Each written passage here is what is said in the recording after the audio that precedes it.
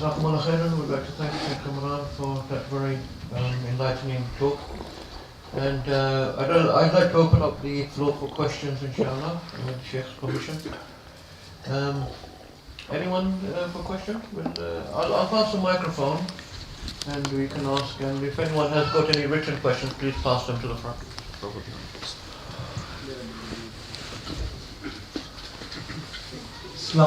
Faisal.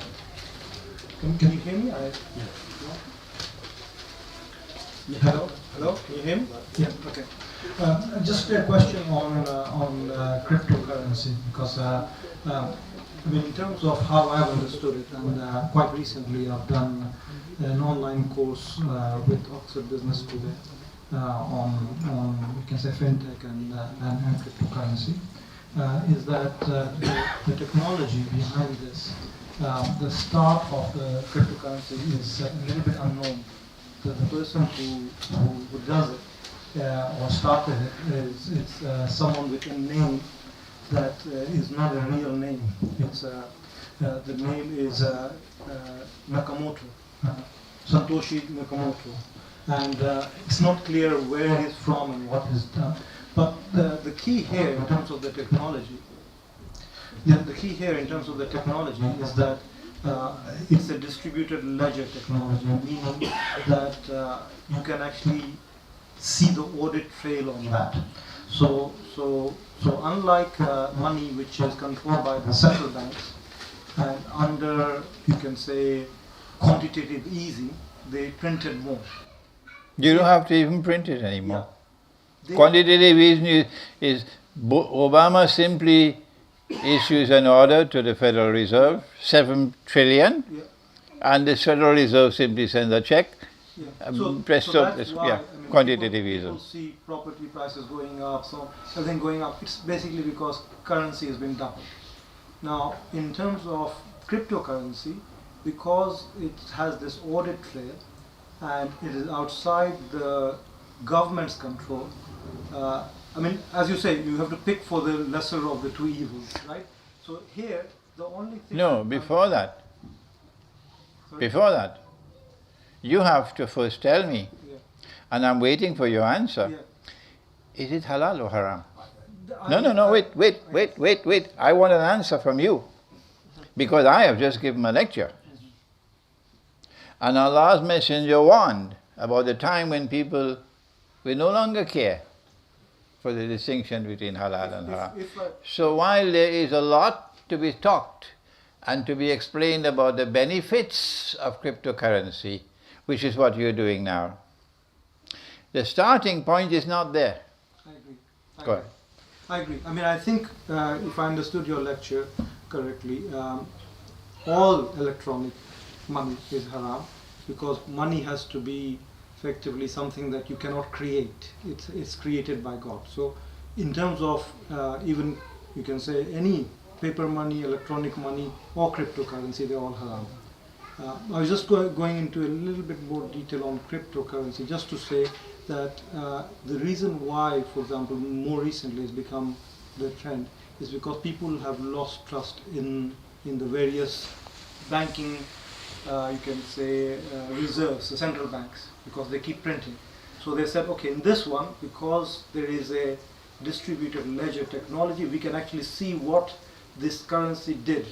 It bought this physical thing, then bought this physical thing, and then bought this physical thing. So it retains more value than others. Okay. What are your views on that? Well, my view is that if someone is impressed by the benefits to be derived from cryptocurrencies, that it is now a transparent money and so on, and you want to use it, by all means go ahead and use it.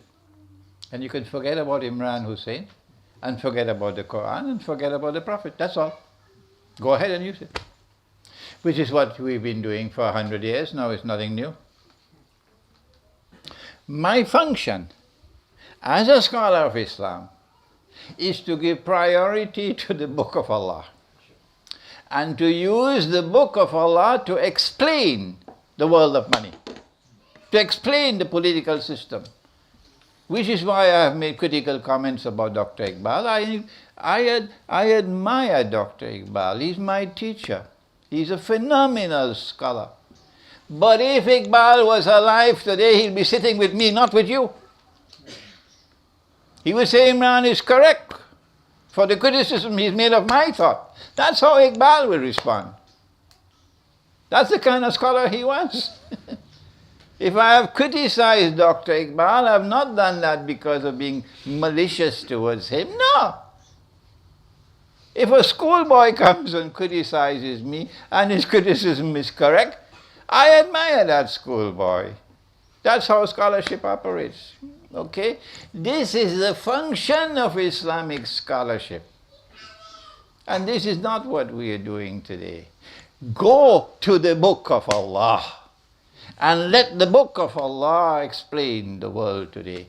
وَجَاهِدْهُمْ بِهِ جِهَادًا كَبِيرًا, says Allah. Wage a mighty jihad, intellectual jihad, with the book of Allah. But with their PhDs from Oxford and Cambridge, forget it.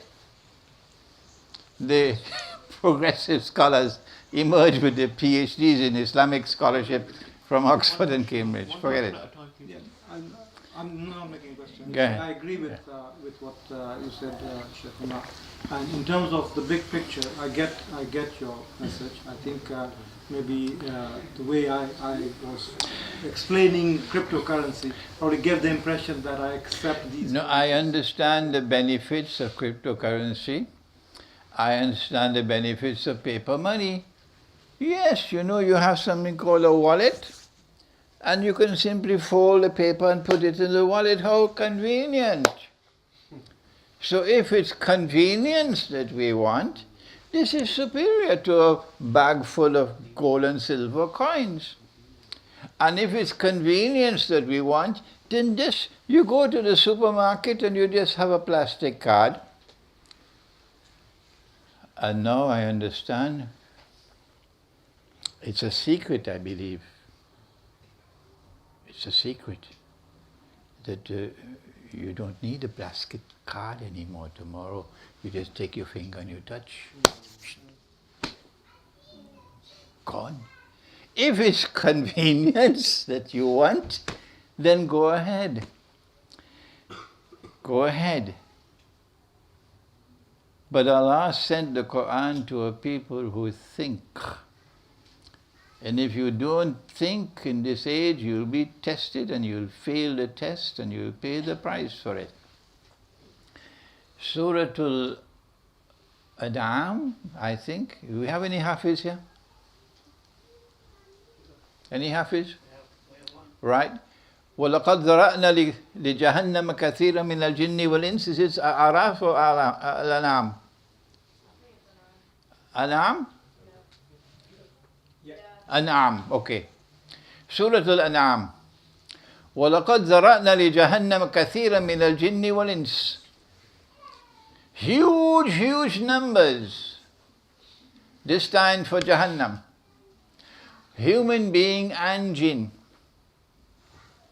Human being and jinn. Mark carefully this link, because it is extremely important. Human being and jinn assisting each other. فَبِأَيِّ آلَاءِ رَبِّكُمَا تُكَذِّبَانِ. Two people, human beings and jinn, in alliance with each other. وَلَقَدْ ذَرَأْنَا لِجَهَنَّمَ كَثِيرًا مِنَ الْجِنِّ وَالْإِنسِ. What is characteristic of this community of human beings, which they share with this community of jinn, is that they have eyes but they cannot see. They have ears but they cannot hear. They have hearts but they do not understand. أُولَٰئِكَ كَالْأَنْعَامِ. They're just like cattle. And so they are taken on a ride and they become evil and they perpetrate evil in the world.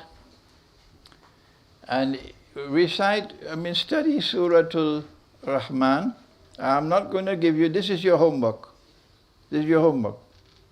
I'm not going to climb the mountain for you. You climb the mountain. Go to Surah Al-Rahman And you will see Surah Ar-Rahman explaining to you what's happening in the world today. And you see Surah Ar-Rahman explaining to you the great war which is coming. Surah Ar-Rahman. Okay, enough. That's your homework.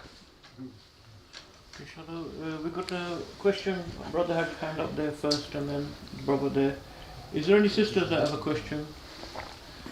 So we'll go. Admittedly, the microphone's not working. Sheikh, if you could just repeat the question, if you could just summarize and repeat the question so everyone. Okay. Can It's not working. before we go to the brother, can I just ask a question? Yes, please. Because I just remembered one, which I think a lot of people will probably have this question. Actually, they may not have asked. Because people have asked me, and I don't. I'm not sure of the answer. Well, just about Dajjal, actually. Just a quick, because I know it's not the same topic. But do we understand he's a human being or a jinn? Because these are the two categories that you mentioned. So, because he is our chairman, I am allowed to change the topic now. I apologize. Okay, there is a lecture coming up at Fayaz's. When is it? Sunday? No. Next Friday. Next Jummah. Is there a place called Friday? No. A name called Friday? Friday is the day for the worship of a white woman, a Scandinavian woman whose name is Fry. That's Friday. But in the Quran, Allah calls it إِذَا نُودِيَ لِلصَّلَاةِ مِنْ يَوْمِ الْجُمْعَةِ. And Allah's Messenger said, Ya Rab, inna qawmi ittakhadhu hadha al-Qur'ana mahjura. My people have forsaken this Quran. So the name of the day is Yawmul Jummah. Fayaz will always remember that now. Yawmul Jummah. That's the topic at his center. I gave this lecture in a seminar in Geneva about a week ago, but we didn't have proper recording. So I'll be repeating it at his center. It's a very important subject. Very briefly, very briefly. Suleiman alayhi salam in Surah As-Sad, I believe, Allah gives him what I consider to have been a vision, and the vision caused him great distress. وَلَقَدْ فَتَنَّا Suleiman. Distress. What did he see? He saw someone sitting on his throne in the vision. And that person sitting on his throne was a jasad. And he understood that Allah had given him this vision so that he would know that that jasad, who is an evil jasad, wants to inherit his kingdom.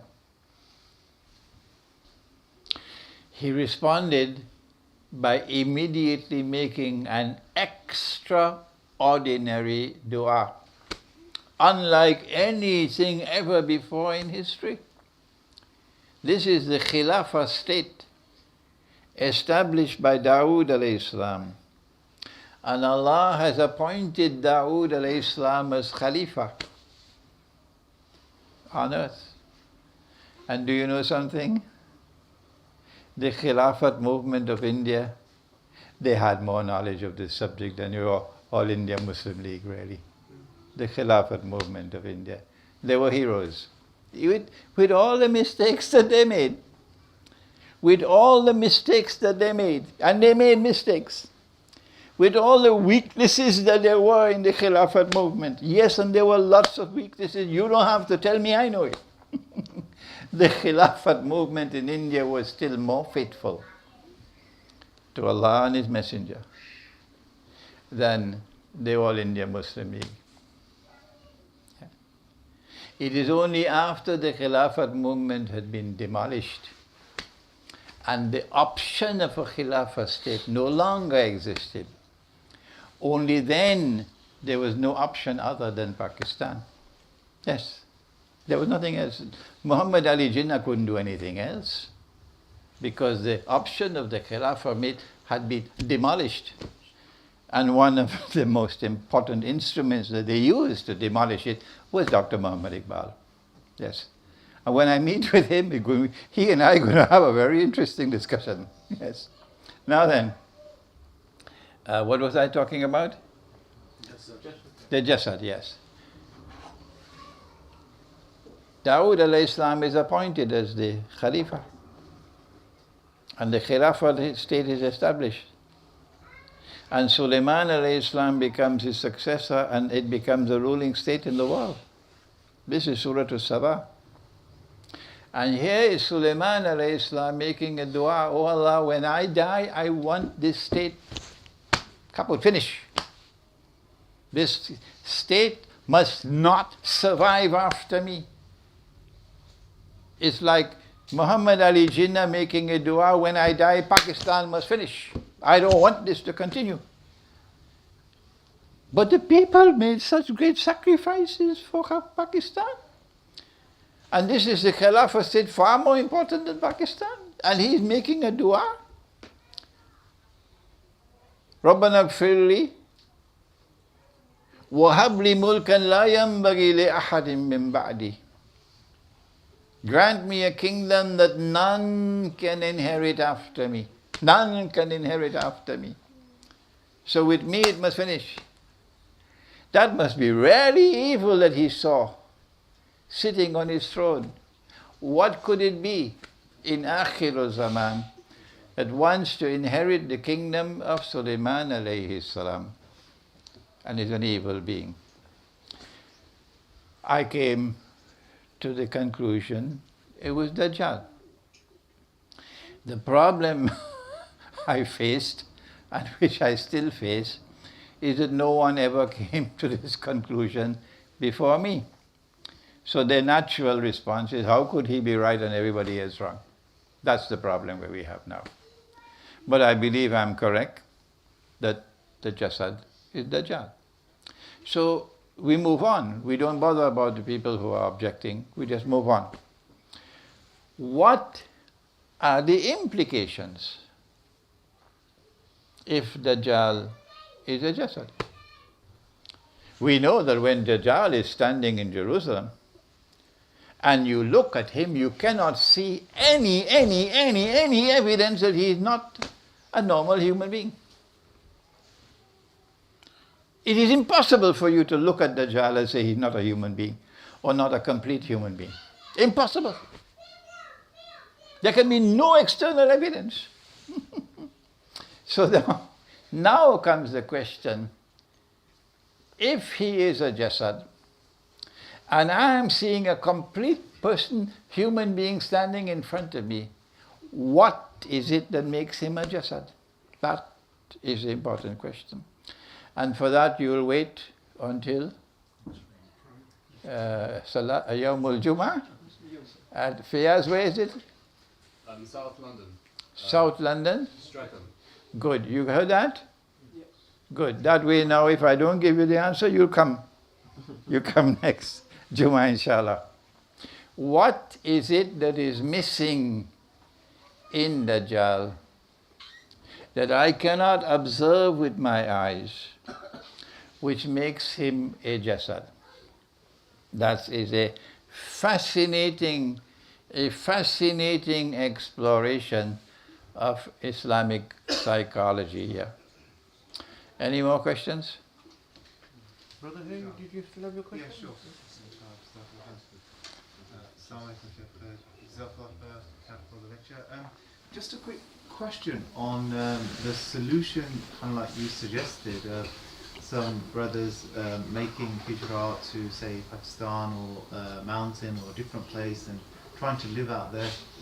I've had brothers, they've already done this before, and due to difficulties they've spent 20 years in a different country and then they've ended up coming back.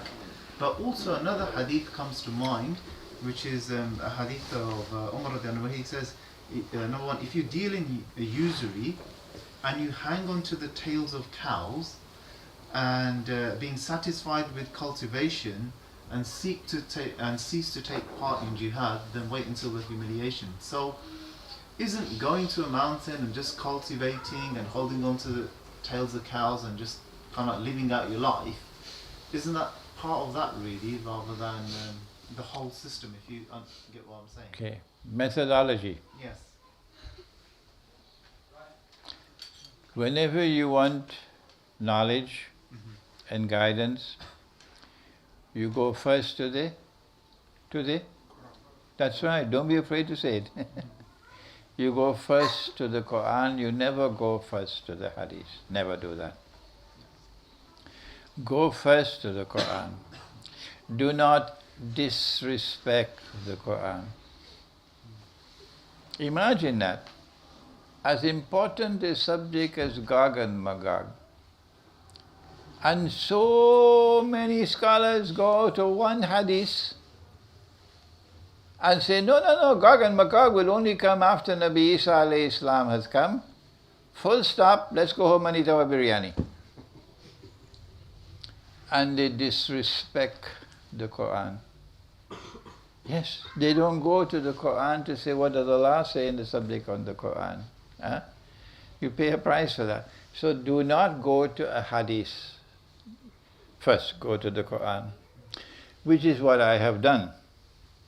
And when you go to the Quran and you go to Surah Al-Kahf, for example, you see, وَإِذِ اعْتَزَلْتُمُوهُمْ وَمَا يَعْبُدُونَ إِلَّا اللَّهَ فَأْوُوا إِلَى الْكَهْفِ يَنْشُرْ لَكُمْ رَبُّكُمْ مِنْ رَحْمَتِهِ وَيُحَيِّئْ لَكُمْ مِنْ أَمْرِكُمْ مِرْفَقًا. If you simply sit down in downtown London and shut your mouth, and go to work and come back home and eat your biryani, then you'll never have Islam in your hands feeling like hot coals. No. All that you lose is your children, but no problem with that. They can take the children. Yeah. The state will come and take your children away from you, and then you send an email to me and Sheikh, look what they've done, they've taken my children. Okay. But if you are in the city and you want to remain faithful to Islam, to Allah and His Messenger, then you're going to eventually face difficulties. This is what Surah Al-Kahf has said. So if you're not facing any difficulties and you're living downtown, you know you're not being faithful to Allah and His Messenger. Now, the Prophet said, if you see something evil, change it with your hand. And if you cannot, then change it with your tongue. And if you cannot, then change it with your heart. And that is the weakest form of faith. So when they come with their false flags, attacks of terrorism, and you know that this is false flag, the fellow who does the act is always killed, so there's never a trial in court. So they never have to defend anything in court. And you stand up to say, no, this is bogus. There are three kinds of lies. There are normal lies, and then there are great lies, and then there's 9/11. If you talk like that, do you think they will leave you undisturbed? No. So you have to choose. If you want to live the good life and keep your job, okay, and have your promotion and go back home and eat your biryani, all you have to do is shut your mouth. That's all. Put your tail between your leg and go home and sleep. Is that a scholar of Islam? No. No. Proclaim the truth without regard for consequences. And then the Prophet ﷺ will be proud of you. These are the people who will have to make hijrah. Not the ones who are just happy to eat their biryani and go to sleep. They can stay. They don't need my guidance. They have many scholars in Britain to give them guidance. But if you want to be faithful to Allah and His Messenger, which is why you are here tonight, then my advice to you is, go first to the Quran for guidance, not the Hadith. And when you go to the Hadith, after going to the Quran, then you find the Prophet said, the time will come when a believer, in order to protect his faith, would have to flee to the mountainsides and to places where rain falls with his family and take with him some sheep and goats. These were his words. So you look for the ahadith which are in harmony with the Quran. And when you find ahadith which are in harmony with the Quran, you expand your database. You get the system of meaning of the subject, which is Akhirul Zaman. And then with that, you then apply it to other ahadiths to determine whether they are valid or invalid. That is the way to proceed with proper methodology. Yes? One last question maybe? Can I? Yeah. Assalamu Sheikh. Thank you very much for giving me time as well, or coming to London. Well, you mentioned that leaving Britain, and also I'm from Pakistan, I'm from City. I've been there and I tried to assess the situation if I can go there. I found it more of a legal terms, community-wise, and many more other aspects. As also because I'm a journalist as well. Many times I cross the red lines, following, standing in front of evil as well. So I found it more of a dangerous zone over there. Even I tried in Dubai as well. And I found it more of a controllable or safe, this place. So how to take up this?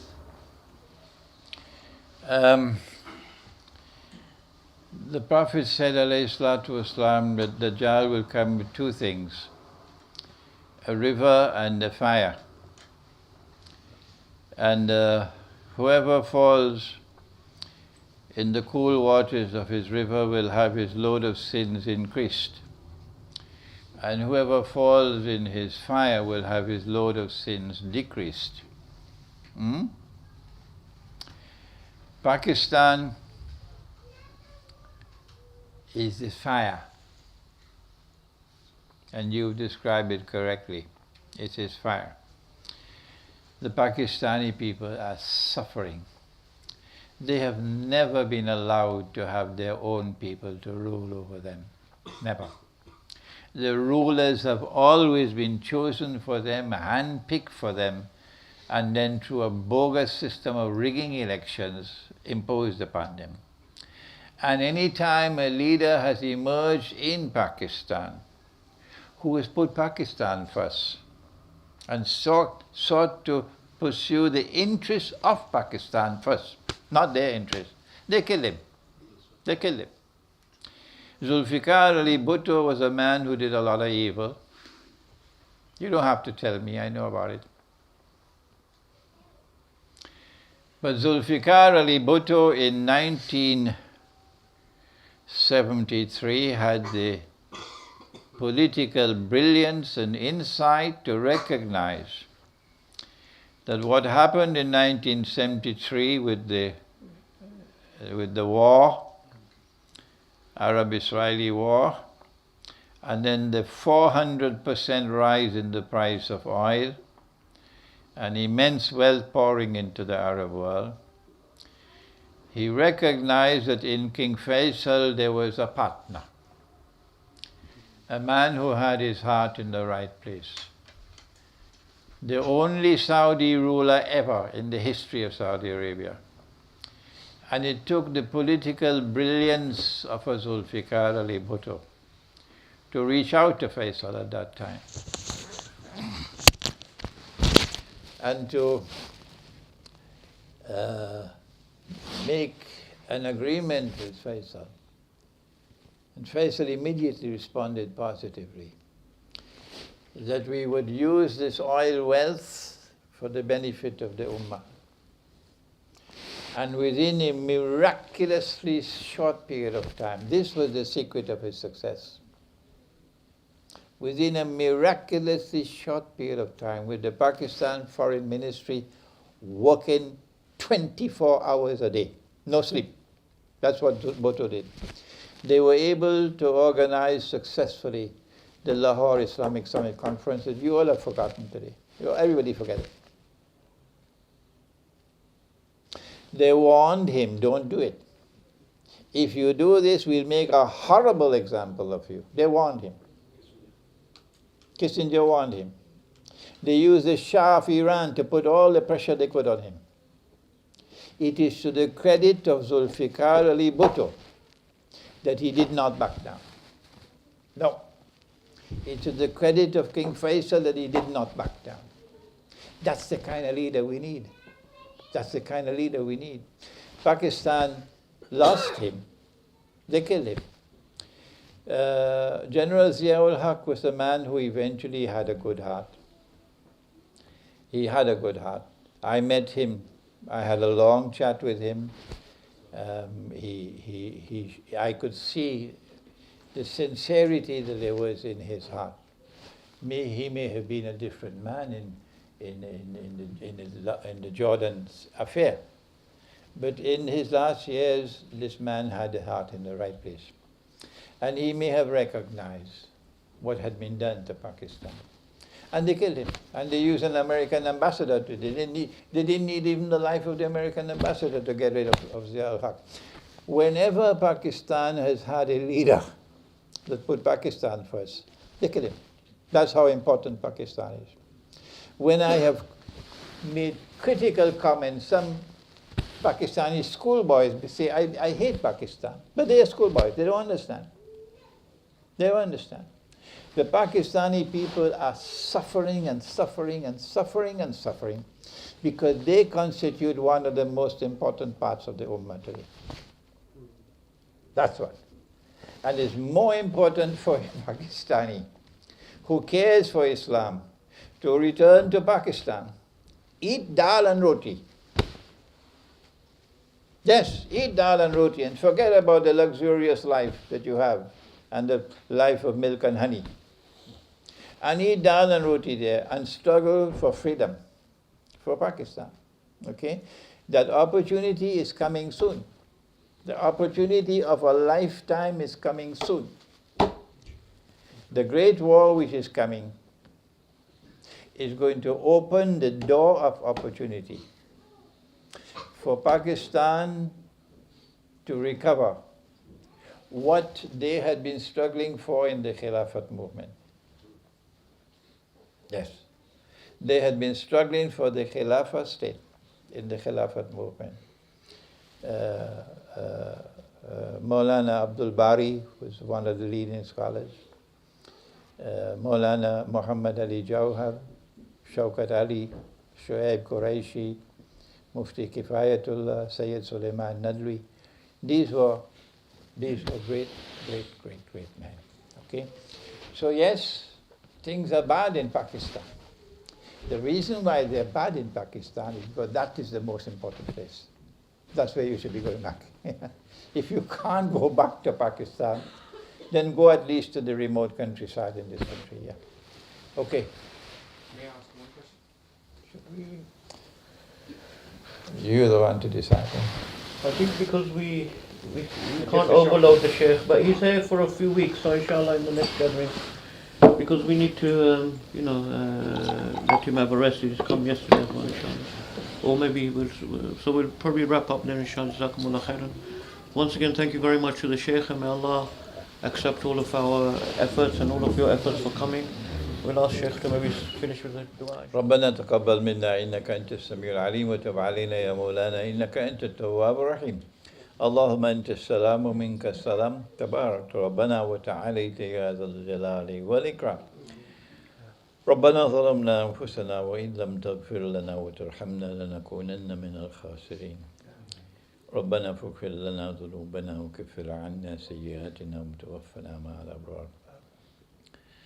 اللهم أرنا الحق حقا وارزقنا اتباعه وأرنا الباطل باطلا وارزقنا اجتنابه اللهم أرنا الأشياء كما هي اللهم إنك عفو كريم تحب العفو فاعف عنا يا كريم اللهم إنا نعوذ بك من عذاب القبر ومن عذاب النار ونعوذ بك من فتنة المحيا والممات من فتنة المسيح الدجال وصلى الله تعالى على خير خلق محمد وعلى آله وعلى أصحابه أجمعين برحمتك يا أرحم الراحمين آمين. أشهد أن محمدا رسول